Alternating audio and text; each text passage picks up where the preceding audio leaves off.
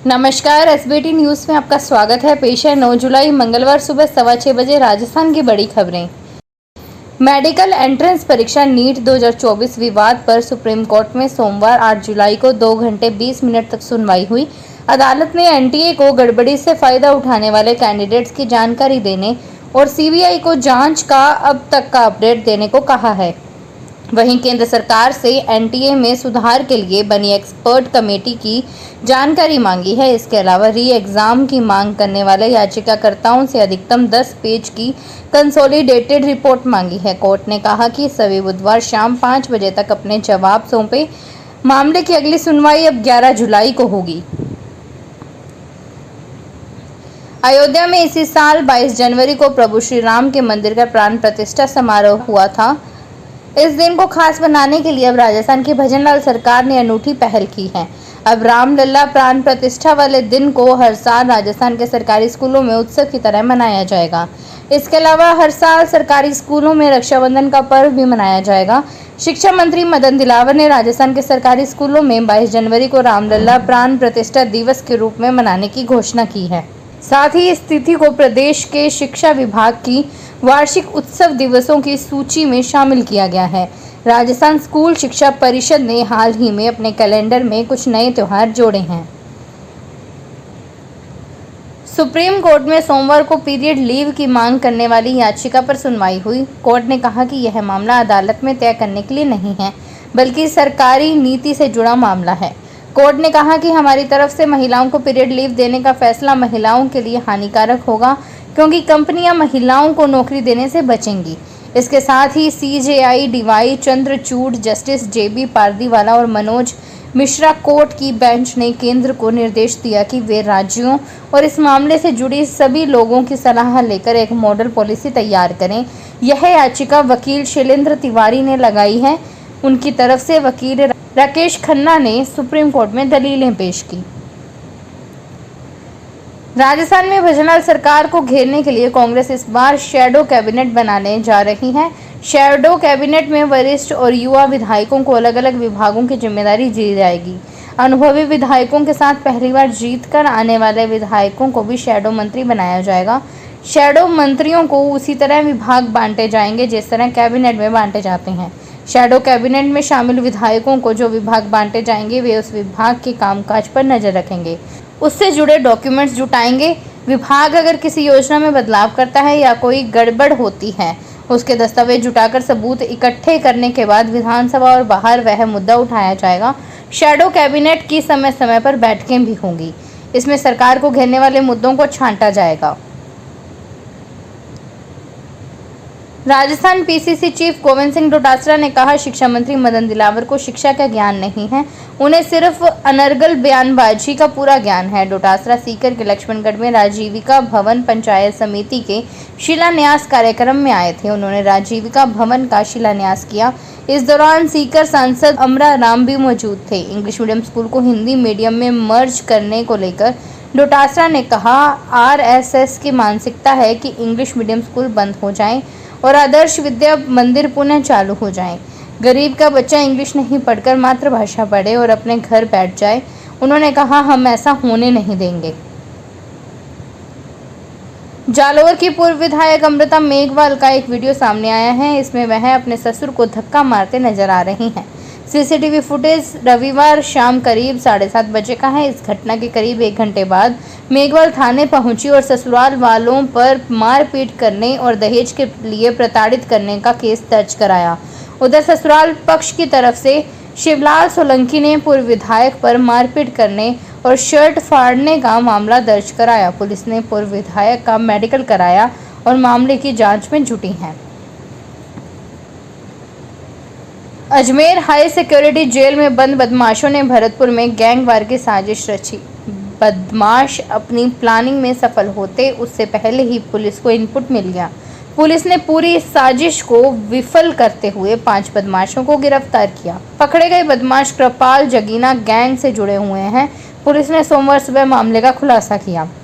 SP ने बताया, हाल ही में भरतपुर साइबर सेल को पता लगा कि अजमेर हाई सिक्योरिटी जेल में बंद कृपाल जागीना गैंग के लोगों की ओर से भरतपुर में गैंगवार की प्लानिंग की जा रही है। इसके बाद में जयपुर एटीएस से हमें कुछ इनपुट मिले थे, उसके आधार पर कोतवाली थाने में एक मामला दर्ज कर जांच की गई। कोरोना काल के दौरान जनवरी 2020 से 1.5 साल तक राजस्थान के 4.92 लाख पेंशनर्स का महंगाई भत्ता रोका गया था। कोरोना काल को 2 साल हो गए, लेकिन पेंशनर्स को महंगाई भत्ता अब तक नहीं मिला है। प्रदेश में दिसंबर 2022 तक 4.92 लाख पेंशनर थे, जिनका महंगाई भत्ता रोक दिया गया था। प्रति पेंशनर कम से कम 30,000 और अधिकतम करीब 1 लाख रुपए राशि रोकी गई। इस लिहाज से राजस्थान के लाखों पेंशनर्स की करोड़ों की राशि सरकार के खाते से पेंशनर्स तक नहीं पहुंच पाई। इसकी मांग महीनों से की जा रही है, लेकिन सरकार की ओर से नजरअंदाज किया जाता रहा है। पूर्ववर्ती कांग्रेस सरकार ने अनदेखा किया, वहीं प्रदेश की भाजपा सरकार ने अब तक इस ओर ध्यान नहीं दिया। गौरतलब है कि पेंशनर्स और कर्मचारियों के लिए महंगाई भत्ता हर 6 माह में बढ़ाने का नियम है। अलवर में कांग्रेस के जिला प्रमुख बलवीर छिल्लर को अब उनकी पार्टी के नेता ही हटाने की तैयारी में लगे हैं। लोकसभा चुनाव में जिला प्रमुख ने कांग्रेस छोड़ दी थी। अब कांग्रेस सहित अन्य पार्षदों ने उनके खिलाफ अविश्वास प्रस्ताव कलेक्टर आशीष गुप्ता को दिया है। अविश्वास प्रस्ताव पर तारीख नहीं देने पर कांग्रेस के जिला अध्यक्ष योगेश मिश्रा और कुछ विधायक सोमवार को कलेक्टर से मिले। कांग्रेस के जिला अध्यक्ष योगेश मिश्रा ने कहा, बलवीर छिल्लर ने पार्टी के साथ गद्दारी की है। अब पार्षद उनसे नाखुश हैं। कुछ दिन पहले 37 जिला पार्षद उनके पास आए थे। जिला प्रमुख को हटाने के लिए पर्याप्त पार्षद हैं, लेकिन कलेक्टर सरकार के दबाव में आकर फ्लोर टेस्ट की तारीख नहीं दे रहे हैं। राजसमंद में सोमवार को सरपंच संघ के आह्वान पर कुंवारिया, भावा, बाना, बिनोल, फियावड़ी सहित पंचायतों पर सरपंचों ने तालाबंदी कर विरोध प्रदर्शन किया गया। इस दौरान पंचायतों में काम पूरी तरह से बाधित रहा और लोग पंचायतों के चक्कर लगाते रहे। सरपंच संघ के ब्लॉक अध्यक्ष के भाना पंचायत के सरपंच नोकलाल कुमावत ने बताया कि बीते 2 सालों में पंचायतों का बजट प्रभावित हुआ है। 2 साल कोरोना के समय ऐसे ही बीत गया, वह बकाया राशि खाते में नहीं आई है। भरतपुर की नदबई विधानसभा सीट से पूर्व विधायक जोगिंदर अवाना, उनकी पत्नी ब्रजेश और बेटे हिमांशु अवाना के खिलाफ धोखाधड़ी का मामला दर्ज कराया है। जोगिंदर के निजी सहायक रहे उज्जैन निवासी अतर सिंह ने उज्जैन थाने में यह मामला दर्ज कराया है। पीड़ित अतर सिंह ने दर्ज रिपोर्ट में बताया, पूर्व विधायक जोगिंदर अवाना, उनकी पत्नी ब्रजेश अवाना और उनके बेटे व उज्जैन पंचायत समिति के पूर्व प्रधान उनके बेटे हिमांशु अवाना ने मेरे साथ छल कपट किया। उन्होंने 5 साल तक मेरा आर्थिक शोषण किया। उनकी तरफ मेरे 42 लाख रुपए का हिसाब निकलता है। पैसे मांगने पर अब वे बार बार मारने की धमकी दे रहे हैं। रोजगार की फिर से बहाली हेतु जयपुर स्थित शहीद स्मारक में बैठकर धरना दे रहे युवा मित्रों पर पुलिस प्रशासन के लगातार दबाव बनाने और गिरफ्तार करने के मामले में पूर्व मुख्यमंत्री अशोक गहलोत और नेता प्रतिपक्ष टीकाराम जूली ने ट्वीट कर निंदा की है। सीएम गहलोत ने ट्वीट कर कहा, कई युवाओं एवं एक्टिविस्ट ने मेरे कार्यालय में आकर और सोशल मीडिया के माध्यम से बताया कि वो बेरोजगारी भत्ता, रोजगार, राजीव गांधी युवा मित्र बहाली, भर्तियों की घोषणा जैसे मुद्दों पर जयपुर में धरना प्रदर्शन करना चाहते हैं, परंतु प्रशासन उन्हें सरकार के दबाव में अनुमति नहीं दे रहा है। दिल्ली हाईकोर्ट ने सोमवार को अरविंद केजरीवाल के पीए बिप्लब कुमार की याचिका पर फैसला सुरक्षित रख लिया। बिप्लब ने स्वाति मालीवाल से मारपीट केस में सीबीआई की तरफ से गिरफ्तारी को चुनौती दी थी। जस्टिस नीना बंसल कृष्णा की बेंच ने दोनों पक्षों की दलीलें सुनने के बाद ऑर्डर रिजर्व कर लिया। राजस्थान में बनास नदी पर बने पुराने फ्रेजर पुल को अनसेफ घोषित किए जाने के बाद भी इस पर वाहनों की आवाजाही हो रही है। जिले में 2 दिन की हुई बरसात के बाद बनास में पानी की आवक जारी है। जयपुर कोटा मार्ग पर एक और मां वैष्णो देवी मंदिर के पास स्थित नए पुल और दूसरी ओर पुराने बनास पुल के लगभग दोनों पार्ट पर पानी दौड़ रहा है।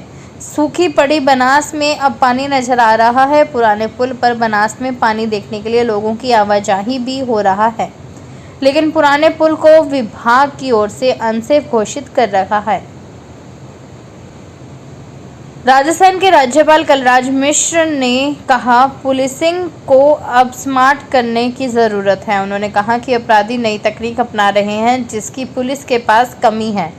ऐसा करिकुलम बनाना होगा जो आज की ज़रूरत के हिसाब से हो।